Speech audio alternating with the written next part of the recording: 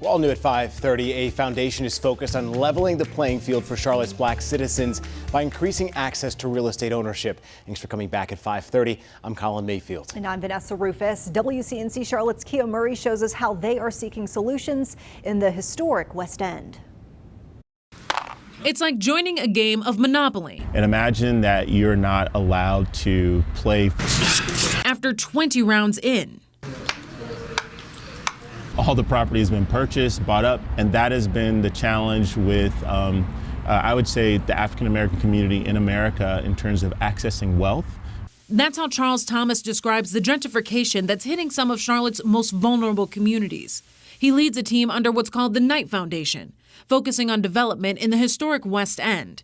As the city witnesses record-breaking growth in the last decade, Charlotte natives and longtime residents have watched its skyline grow.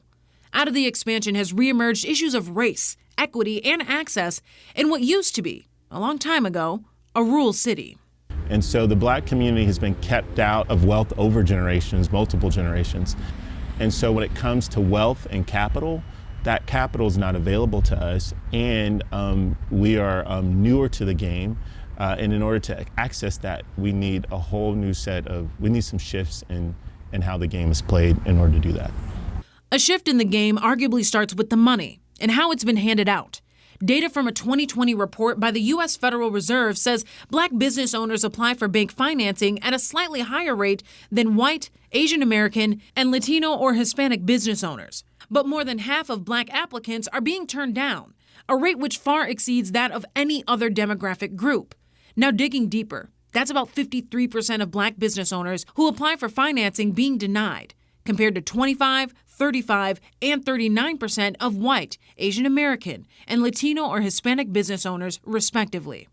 When I think of systemic, there's not a lot of commercial real estate conversations happening in the minority department anywhere. It's mostly happening to them. It's part of the reason Nicholas Riggins sits on the Johnson C. Smith Advisory Board to its College of Business. The group is tasked with connecting the historically black college campus to Charlotte's business community, in part due to numbers like these. About 4 years ago, we dug into the mortgage market and found some disparities. So some of our largest lenders were denying black applicants 2 to 3 times more often than their white counterparts in 2018 and 2019. So accountability, paired with diversifying the industry of developers, is just one step towards equity. North Carolina has always been bold, and Charlotte has always been bolder than the state in itself, right? So Riggins is bringing a bold approach. If that pipeline doesn't exist locally, then we kind of stay in this perpetual place of being on the lower end of that bell curve. The answer he's come up with is a type of consortium. The term just means an association of multiple businesses or partners.